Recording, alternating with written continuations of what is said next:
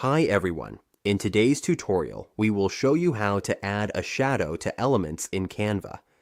This is a great effect that adds depth and makes your designs look more professional and eye-catching. Let's get started.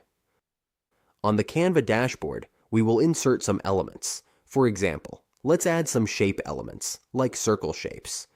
We'll insert this one, and then let's also add this arrow shape. Now let's set the colors for these two shapes. We'll change the color so we can clearly notice the differences in the shadow colors.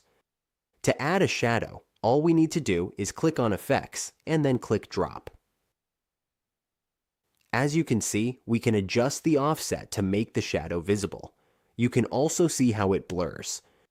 We can adjust it further, change the transparency, and then move the shadow to wherever looks best.